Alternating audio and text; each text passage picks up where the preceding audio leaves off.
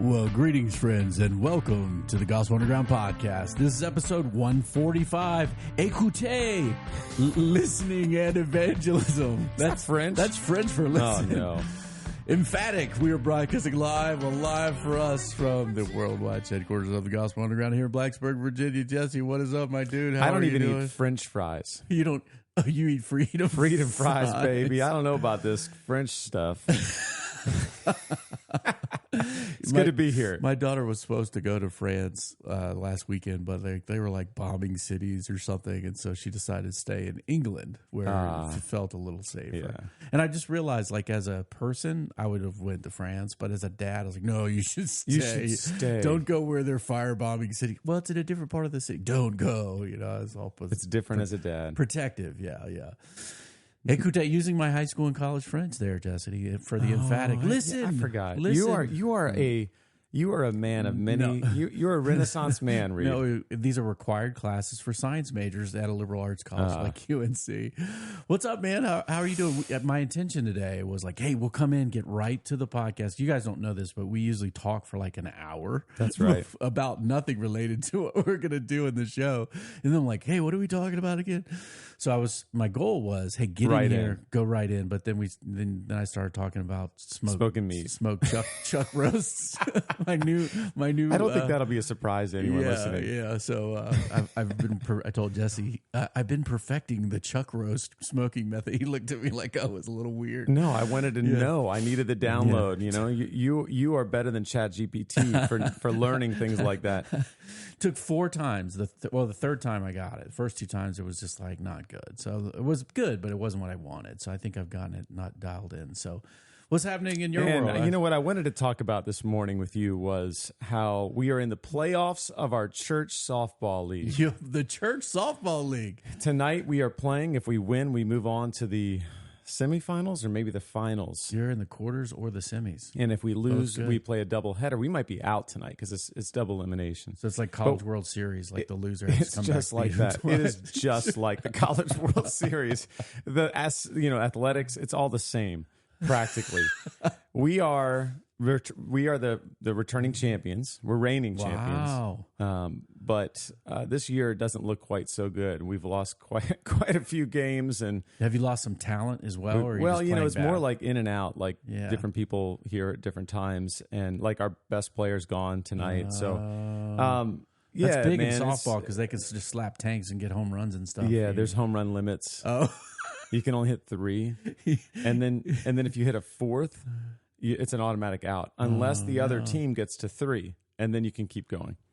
Yeah, so that really hurts me. That protects a team from having somebody who can just smash the ball. Oh yeah, well some of these guys out there can hit a home run every time, almost every time. Church league, huh? The only softball I had to stop a fight in church league last week. Wow. Was first time ever. Baptist and Methodist or something going at it? It was the Baptist and the umpire. It was the pitcher. It was the pitcher for the other team. Yeah. And the umpire. And I wandered over from the dugout. We were batting. You're like, is everyone okay? I'm watching it happening, okay? and I'm just like magnetically moving towards because I can tell this guy's about to lose it. You like put a buffer between them and said, "Hey, what I did. Keep space for Jesus." I got in between them. Now the umpire wasn't doing anything. He just threw the guy out of the game, and then the guy turned around and charged him. So I had to I had to put hands on the Baptist pitcher. Yeah, so they're not losing their witness. They're just like in the church league acting a fool. It was wild. Never seen anything like it. And then and I felt pretty good about being the guy that held back the other guy. Cooler heads prevailing. Yeah, and kind of like I felt a little strong. Like I felt like Reed Monahan out here. Sit down, back up. Yeah. And then one of our teammates afterwards was like, I think the guy turned around because the 2 big guys on our team were behind you. It's like, whatever. It's like, no, he didn't want the jujitsu smoke. I was gonna go daredevil. I've watched a lot of jujitsu. Yeah, I was gonna put the triangle choke on him once he threw me on my back. So that's my life, Reed. Wow. Slow pitch softball. Wow. The only drama. softball I know about was when my dad played Navy League softball, and it was a lot of beer, man. So I'm guessing the Baptists aren't drinking the. Probably good they're not drinking. Yeah, I mean, it felt like they were. The one guy was, but no, it was just a hot night, doubleheader. I think he lost it. hot night in the city of Radford Church League. They were not softball. écoutering to each other. They weren't listening. Listen up. Well, Jesse, good transition back to our topic today. If you guys have been tracking with us, we're in the middle of the kingdom of Aseldar. And this one is a unique episode because it's called Écouter, listening in evangelism. Now, if you remember, Jesse, we did an episode on listening in a different series right before this. Not too long ago, Not too long ago. I think it was maybe, let me go down here, episode 139, which was about listening. And that was a series called Respect in a Raging Culture. How do you respect people? Well, you listen to them. Well, today, this is listening with intention. Listening as we seek to share the good news of Jesus with other people. We are in Aseldar, live your life amongst people. You have to be among non-Christians to share with them. Share your life, be a real human being with them. Share who you are, what you're into, connect with people. Last time we talked about share the gospel, which kind of got a little play on social media. One of my friends retweeted a video clip, and he has a large following, so that was kind of interesting to watch.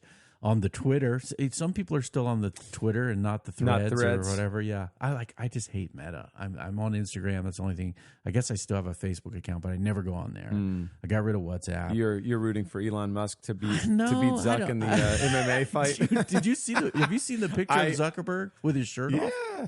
Dude, he's looks like a beast. He man. does. I think he's been training. If Elon messes around, he's going to get his butt whooped by a little Zuckerberg. Anyway, today we're back on listening, and there's a reason, right? And we covered this in Respect in a Raging Culture, and this is real witness in a raging culture. Listening is so important because when people don't listen to us, it frustrates us. Like when we don't listen to our children, Jesse, I'm sure you've had this experience, right? When your child is trying to get your attention and you're just kind of on your phone or smoking meat or whatever, working on your squeeze bunt play for the softball league. I can't bunt. And one of your children is saying, Dad, well, you're not listening to me, right? That's a frustrating experience for any human to not be listened to. And so to respect others, we want to listen. But also, when we talk about sharing the good news of Jesus with someone, listening to a particular person will help us know how to approach that, right? It's an interesting thing that you can be trained in, say, some effective method of sharing the gospel of Jesus Christ and look past a human being, right, to get through your script and not see them or hear them. And in doing that, I think people feel like we're kind of, like a sales guy trying to just close a deal. Which isn't effective, nor, I would say, not wise. And so one of my favorite passages about witness, Jesse, is in Colossians chapter 4. You want to read that for us? Colossians 4, 2 through 6. I got it. Continue steadfastly in prayer, being watchful in it with thanksgiving. At the same time, pray also for us, that God may open to us a door for the word to declare the mystery of Christ, on account of which I am in prison, that I may make it clear which is how I ought to speak. Walk in wisdom toward outsiders, making the best use of the time. Let your speech always be gracious, seasoned with salt, so that you may know you ought to answer each person. Okay. There is an interesting dynamic here, Jesse, that gets into how do I answer each person, right? Wise in the way we relate to outsiders. And that's not like, the outcast people or something. This is language that has to do with whether they're in covenant with God currently, right? Someone outside the new covenant of faith, outside of the church. How do we walk with them? Well, in wisdom, right? Speak graciously, right? Not just fighting the world, seasoned with salt, that you may know how to answer each person. And if we want to know how to answer each person, that means we have to listen to them. Now, interesting, this passage starts being about being steadfast in prayer. Yeah.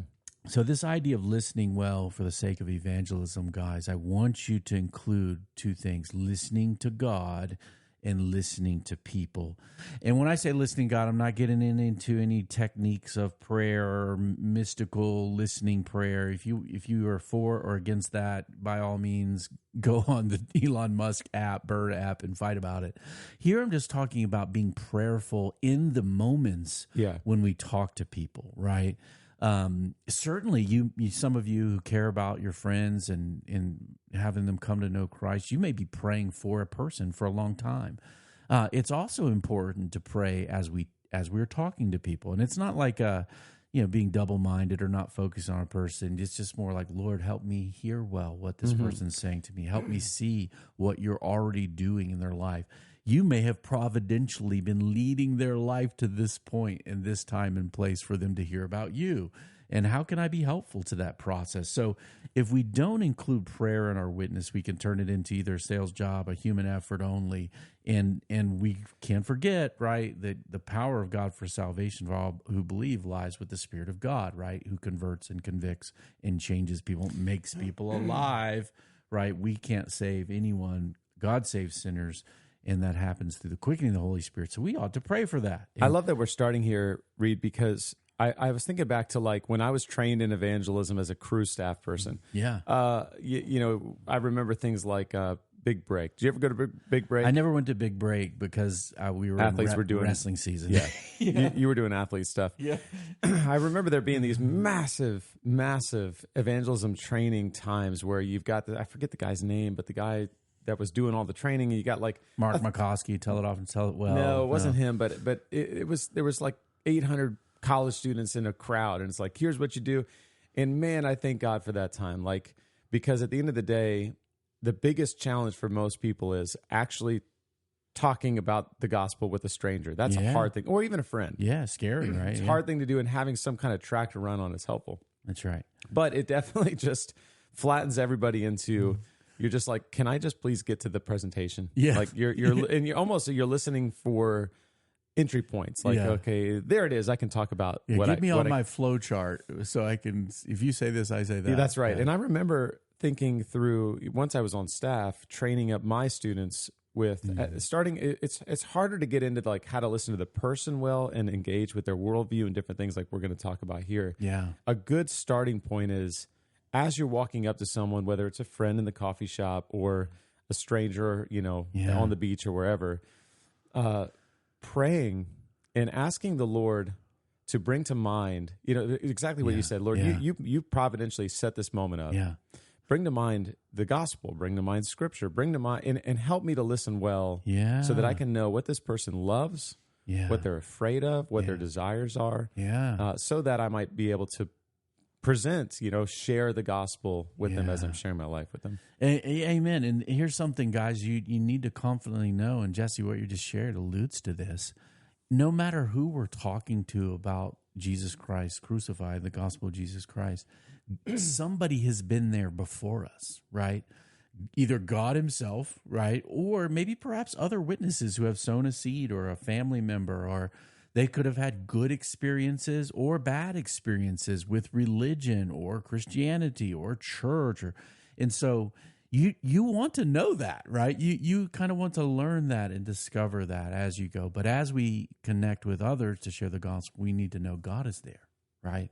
God's been there long before we arrive into the scene. And look, we need to trust that, in our heart, man plans his way, but the Lord determines our steps. That's true in our encounters and engagements with others about the gospel. And so listen, écoutez, listen to the Lord, right? Pray as you witness. And secondly, listen to people, right? Listen to people's actual questions they may have, right? This is fascinating. 1 Peter 3:15. This is, some people know this as the apologetics verse, but I think it's much more than that, because it deals with engaging others, deals with how we suffer in the world and suffer with others. And it says, but in your hearts, honor Christ the Lord as holy, right? Settle the issue in your heart, Christ is Lord for me. Sanctify him in our hearts, Christ first. Always be prepared.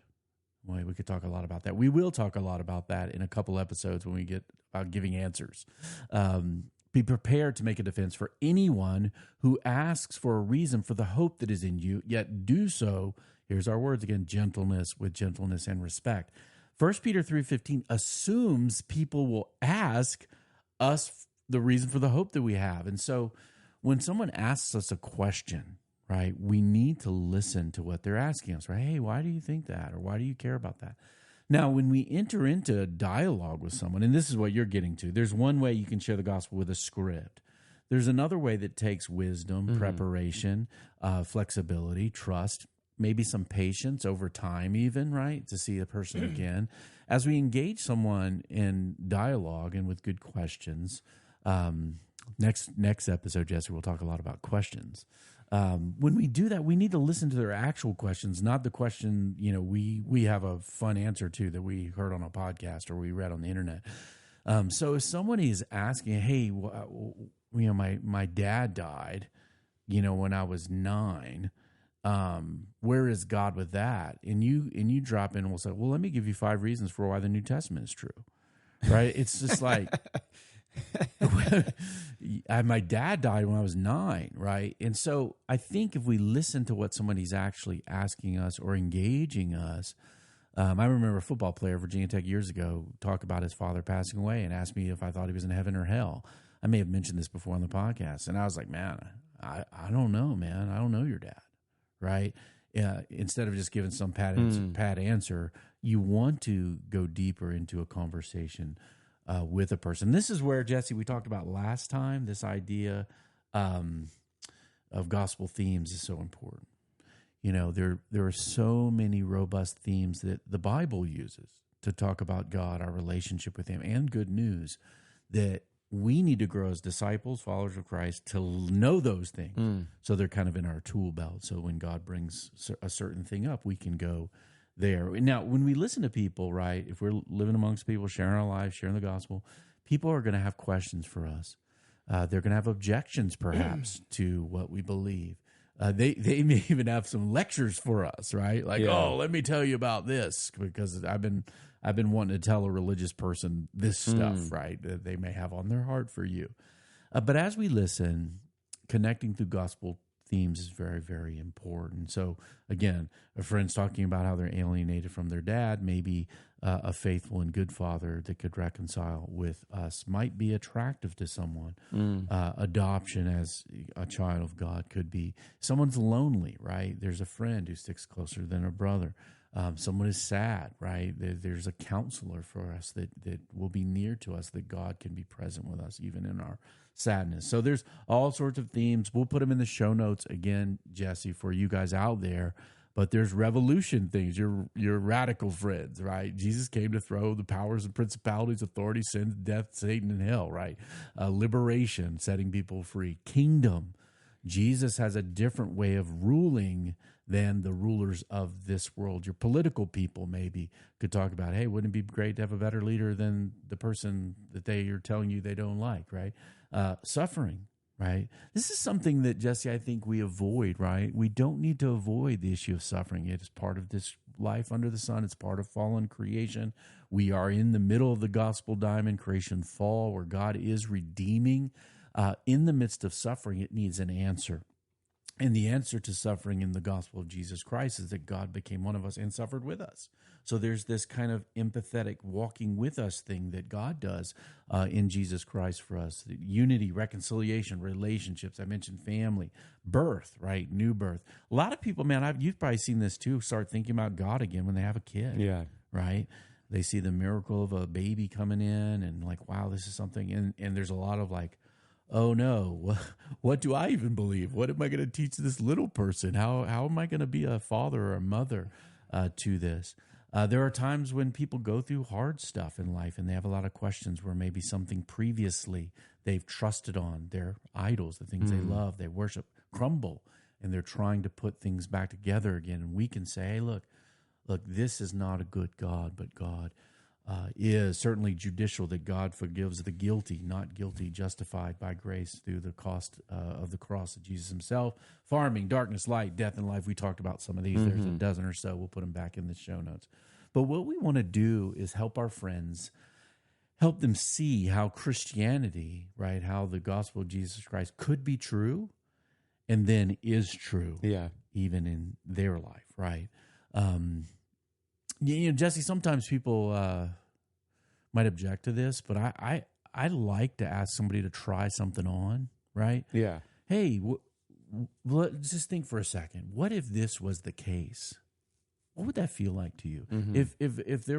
If you could know like your destiny after death eternally, would you be interested in that? What if this was true?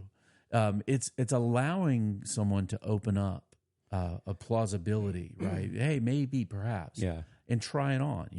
It's better than putting on like glasses in an AR screen on your phone. Go to the glasses store and put on some shades and see how. Yeah, it's like by listening well, by listening well, you can surface what is it that this person really cares about. What's their deepest value, or what's the thing that they're saying. This is the thing. If I had a satisfying answer to this question, or if I had a vision that connects with this deep love, that would establish.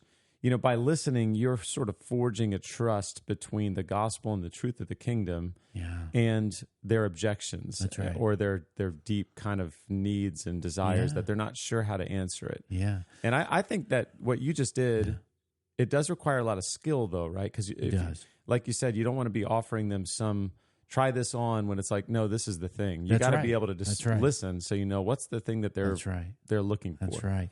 And I think that's why listening in evangelism is so underrated. Mm-hmm. Yes, we believe in proclamation. Yes, we believe in boldness. But because you're not saying share the gospel always, use words when necessary. No. We're not saying that. We're saying use words always when we share the gospel. Yeah. But but if we listen to people, we might share it better. And if we do things like acts of service and be helpful in the world, stand for justice because God does, it probably makes the hearer in a different place in relationship to us as words come. That's right. And to let your speech be gracious and seasoned with salt, knowing how to answer each person. That's right. Requires listening. That's right. Or else you're just plowing right over them. And even the way you speak has a certain way that should flow from us, right? And, a friend of mine, Jesse, years ago said, hey, we always should be interested in what makes people tick, what ticks them off. I think it's really easy to remember. That's what I'm listening for. What makes them tick? Those are their loves, the things that they get jazzed about. Could be a sports team, could be a comic book, could be politics, could be anything that just really gets them fired up and happy, right? And what ticks them off? Related in the flip side, if somebody's really mad about something, there's something underneath that.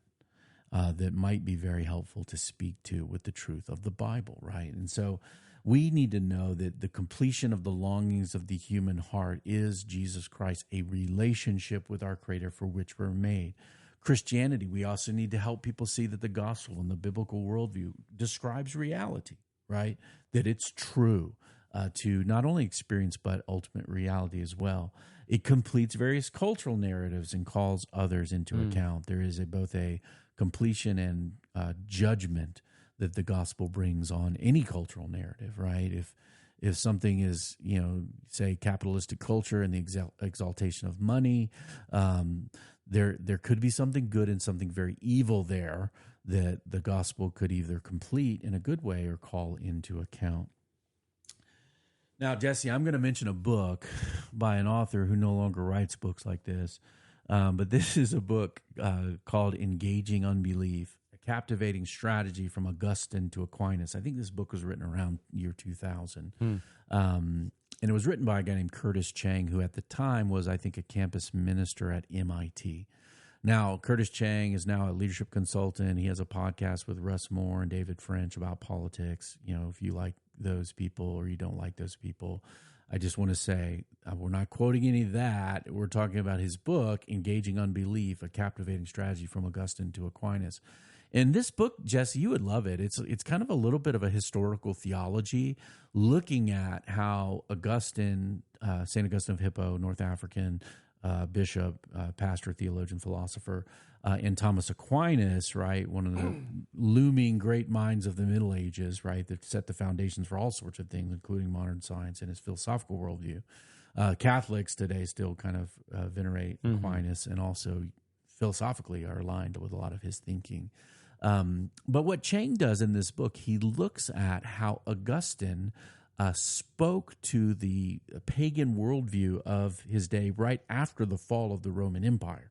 Because when Rome fell, like in the early 5th century, I think around 410, when it was sacked by the barbarians, so to speak, Christianity had come into Rome and had began the process of displacing pagan deities, right? Constantine and all that. And so what was happening when Rome fell, those who venerated pagan deities still started saying, well, it's because we abandoned the gods. And the reason why we got conquered was because of this weak Jesus stuff. And so in answering those ideas, Augustine wrote a book called City of God, right? Which lays forth beautiful theology of what the kingdom is, but also answers the unbelieving detractors of the day.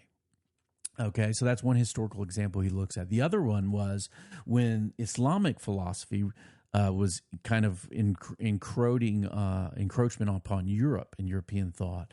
And Islamic philosophers had discovered Aristotle, right?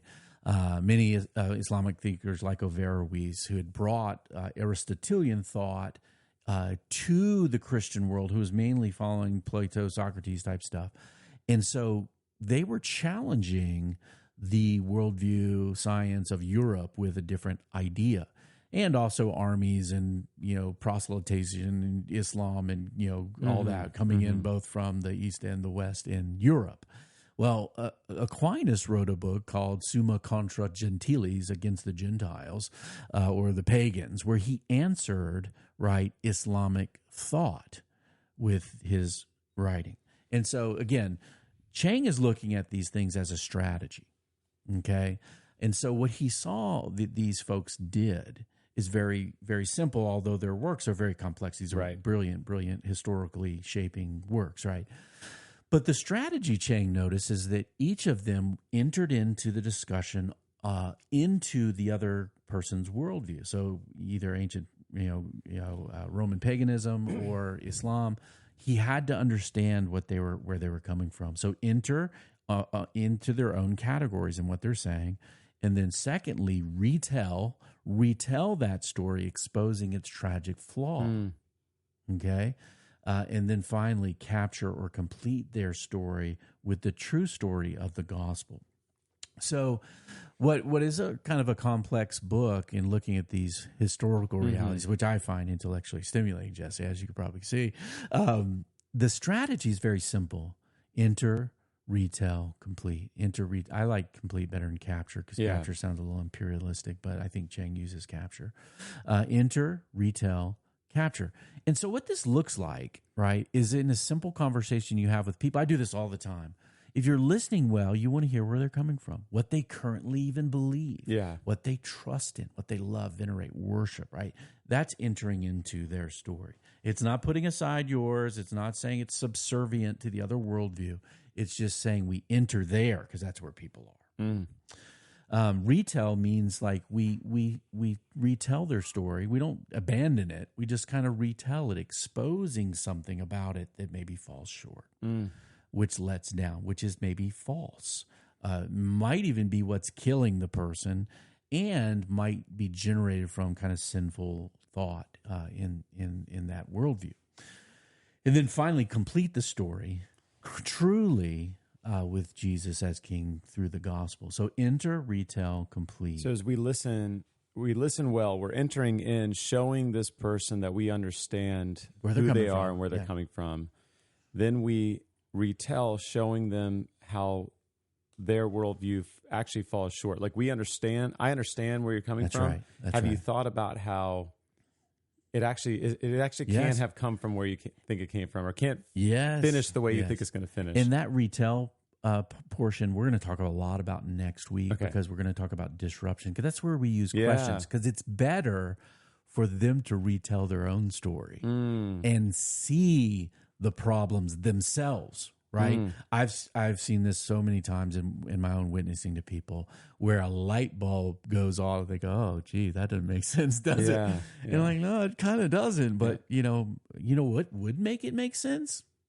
This would. That's good. So, and that's where we move to the completing the story with the gospel. See, so look, we'll put this in the show notes for you guys. We're going to put a little chart, a little table, 3 columns. On the left-hand side is enter, retell, capture down the left side.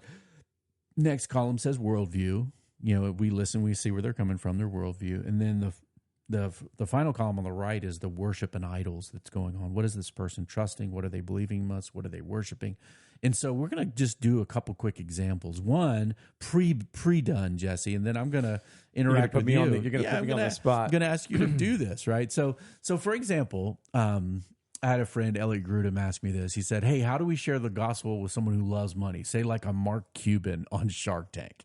I don't know if you guys watch the show Shark Tank or know who Mark Cuban is. Mark Cuban owns the Dallas Mavericks. Super confident, super encouraging. He's one of our favorite sharks on when we watch Shark Tank as a family.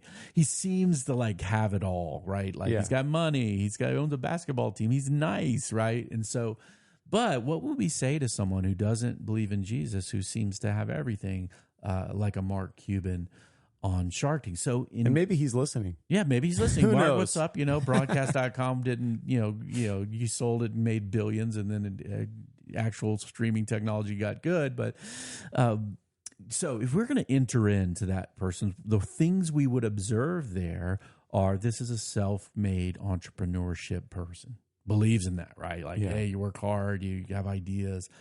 Probably a believer in capitalism, right? Doing deals and stuff.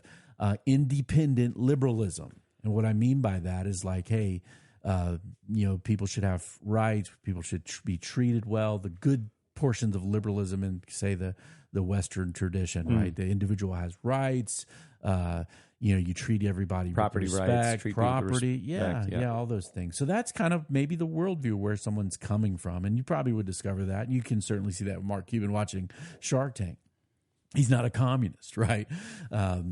So retail, right? Retail. In this stage, Jesse, I like to affirm and start to ask questions. Because as we retell something, we can't just try to blow somebody up. Right. Oh, yeah, all you believe is stupid. Okay, now listen to me tell you about Jesus. Not a good methodology, although I've seen it tried. You want to not be stupid? You want to not be wrong? So what are some of the things we can affirm in that worldview, Jesse? What are some of the things that we can affirm? Well, you can affirm hard work, and the value of hard work, the uniqueness of humans as distinct people with rights and liberties and value. Yeah. You can affirm that, like, putting that to work to do good, being a nice person. This is a good thing to do. There's good in that. Yeah, and when we affirm people, because what they actually believe is true in these ways, right? Yeah. It's really helpful. And I even think start bringing biblical things in there. It's like, it's like the proverb. All hard work leads a profit. Look to this ant, you sluggard, and get out of bed. Do something. Yeah. Right? These are things that are even biblical that we can affirm. But yet, if someone worships, right, self, success, and money, right, we can start to retell that by asking questions. This is where we want to be disruptive. We'll talk a lot about this next week. But with I love the book of Ecclesiastes for folks that think they have everything. Ecclesiastes is a book in the Old Testament that talks about the emptiness or the vanity or the passing transience of life, everything. Money, fame, lady. I mean, this is a guy with Solomon who's like running this experiment. Like, hey, I had everything, man. I had all the best smokers. I had a big house. I was happy. I had money. I had parties, right? And then he says, meaningless, chasing after the wind, right? We can always ask someone who's doing this, well, what's next, man? You buy some more companies. Then what? Is that, are you satisfied with that? There's a passage in Ecclesiastes, he who has money never has money enough. Some of the richest people in history said the money didn't satisfy it.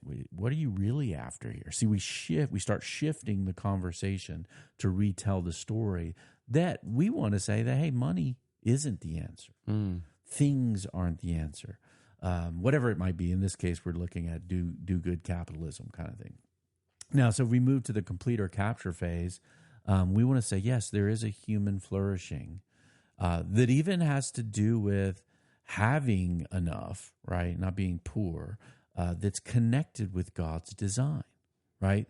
That God designed money and things, and you're getting at this, right? Because you believe in doing good, you believe in hard work. What if that could be connected with something else? What if that could be connected with generosity? And then why should anybody be generous? Is it better, like in a moral sense, to be very generous or to be Scrooge McDuck? Which one is it? my friend Mark, and then let them talk. We are listening, and then generosity and being focused on others. Right, we see this in the life of Jesus himself. Right, he came not to be served, but to serve and give his life as a ransom. There's a goodness in sacrificial goodness towards others because it reflects the nature of God. Right. And then if we have friends like that, we should also be praying for them, right? Even praying prayers like, God, let them feel the emptiness of things, right? God, let the world fail to satisfy my friend. Let them see that as goods increase, so do those who consume them. And he who has money never has money enough, these wisdom principles. And then what we do, we're starting to shift that conversation to a different place. And we ideally want them to see that, maybe my money isn't enough. And then what would it be like? And this is where we can try it on. Like, what would it be like if God blessed you with these resources to be a blessing to others? What would that look like? Maybe God's done that for you. He who is rich became poor for our sake to make many rich, right? This is what Jesus did. So this is just an example of some dialogue using this framework: enter, retell, complete, or capture. And so, Jesse, as we close today, I didn't prepare for this. Yeah, I know you didn't. I just said, "Hey, I'm gonna do this to you." So you have a friend who thinks Christianity is mainly a political, social movement in America, and is dismissive of Jesus for this reason. So this person says, "Oh, Christianity is just about politics and power." Maybe they're on the left, maybe you're on the right. It doesn't really matter. But that's what they think. They think, Christianity is just a power movement for politics, and I don't want anything to do with that. Left wing, right wing, whatever. Jesus. Jesse, how would you enter in with this person? Yeah, I would want to listen to, and of course, I think some of how I would respond might depend on, I'd want to ask some questions to help expose if they're MAGA or right. Or yeah, right. Now I do think there's some similarities, right? So I'd want to try to ask questions to enter into. There's probably a sense of justice, right? There's probably this idea of balancing of powers, maybe, or fairness, justice, kingdom. This is kind of a sense of a worldview based on there's right and there's wrong, and those people are wrong because they're oppressing people, or they're either trying to make all our children into religious zealots, or they're brainwashing them about gender and things. Somehow it's this unjust thing. So I would want to try to expose the worldview of justice and these are little trails you could follow, right? Like, hey, why do you think that? Is it really really wrong, or just kind of you think it's icky, or what if they think they're icky? I think some of the questions I would ask is, do you think the people on the other side, do you think that they feel like they're being unjust? Like, do you think that they wake up in the morning and they think, you know what I'm going to do today? I'm going to believe unjust things and go oppress everyone. Don't you think they think they're right? And if you think that they think they're right, and you think you're right, who says? How do you figure it out? How do you know? Like, do you think the Nazis thought they were right? I mean, they did. They did. Of course, that was the defense at Nuremberg. Hey, we're just following orders. That's right. And so how do we know? How do we know who's right? How do you know you're right and they're wrong? That's right. If they wake up in the morning and they think they're being just and you're being unjust, who gets to? Have you ever thought about that? Where do you get that? Where do you kind of find your way to go? Oh no. We know because of this. That's right. Even fear could be something we explored. Hey, what are we afraid? Why do you think people are so afraid politically on both sides? Why is that? And then let people talk. What do you think? You said the church is just about power, religion is just power. Like, what are you afraid of in that? Do you think what do you think they're trying to do? And then listen, right? Because then you might hear their perspective about what religious people about, and then remember we're the shared Jesus people. We're like, hey, do you think Jesus is like that? Yeah, that's another question I want to ask. Is do you think Jesus is like that, or if Jesus was here in the person and body right now, where do you think he'd fall? What do you think he'd say? What do you think?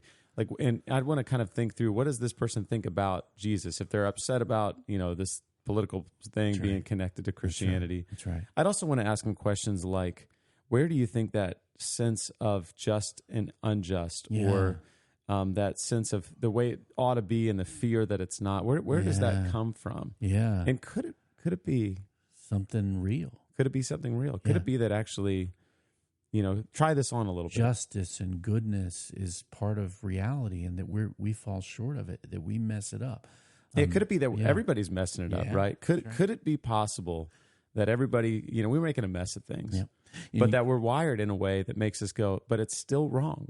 There's something right that we need to get to. And what would it look like? We're not yet there. Yeah. Jesse just moved into the retelling, right? Yeah. And you're going to retell along this line of this feeling of justice. You want to shift the story from us and them and those, to all of us falling short.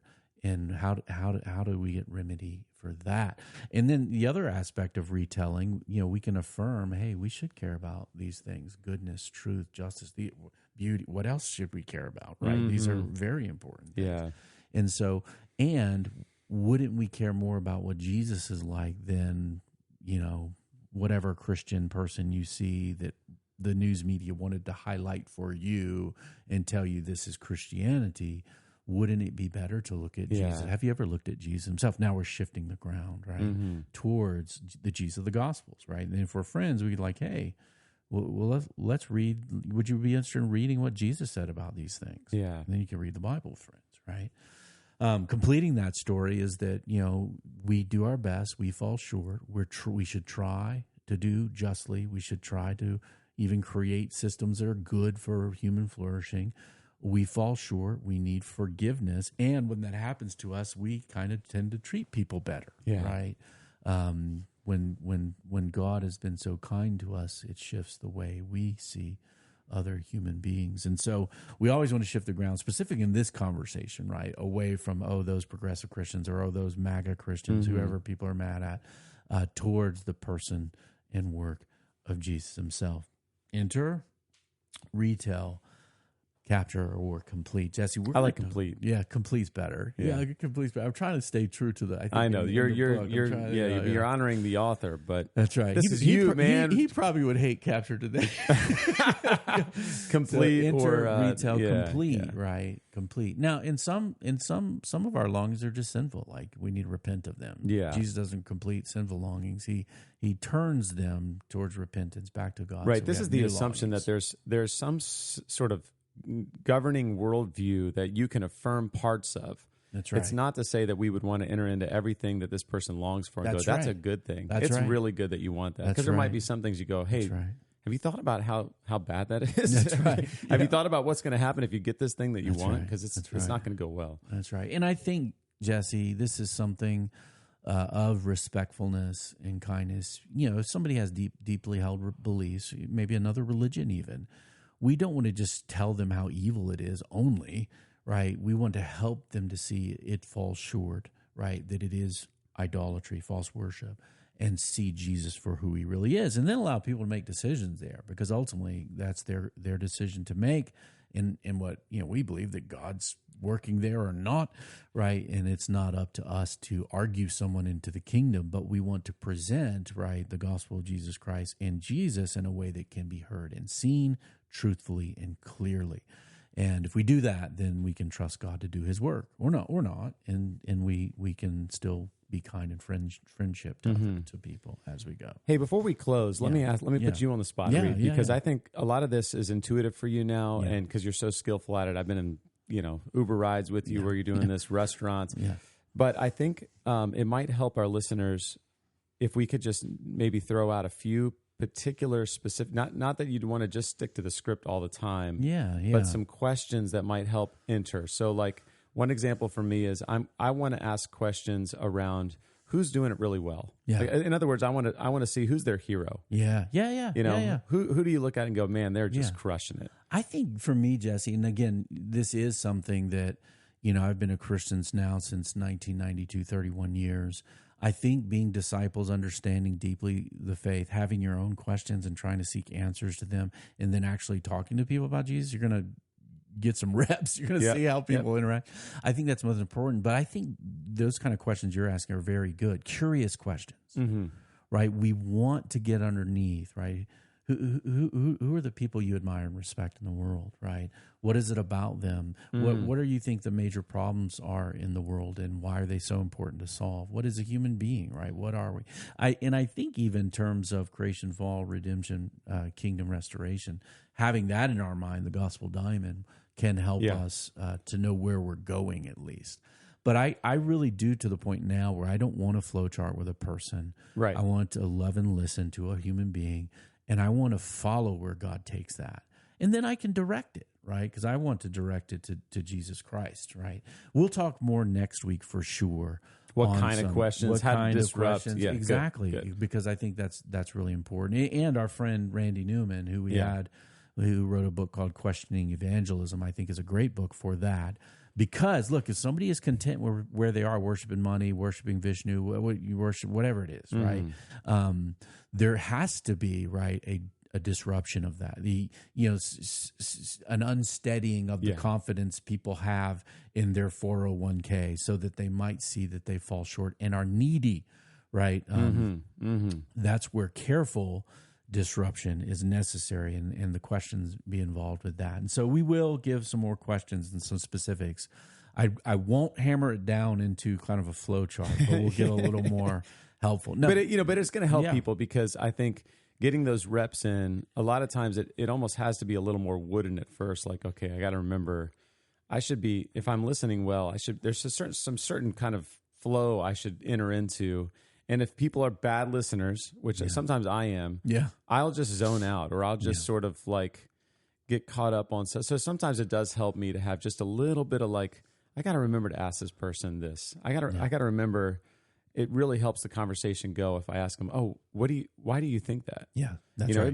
Of course, getting into that, and when we get to the D of Asildar, will be good. Yep. We're headed there, Jesse, and we will get to some of those simple questions, and even those phrases like that I use. What makes them tick? I'm really what ticks them off. What ticks them off? So, Jesse, thank you for listening. Thank you for écouter, or as they say around here, écouter. Yeah, écouter. Écoutez, listen well, friends. The Gospel Underground is produced in partnership with Jesse Fury and the Bonhoeffer House. Review us on iTunes, on Spotify, on whatever podcast you're using. We love 5 stars. Keep it up. Send comments, feedback, questions you might want us to take up here in the future. We're going to go into gender stuff in the fall, Jesse. A little preview of our fall series. You got questions about that? We all do. Send those to info@gospelunderground.org. We are a dialogue taking place in the borderlands between the church and culture. Peace.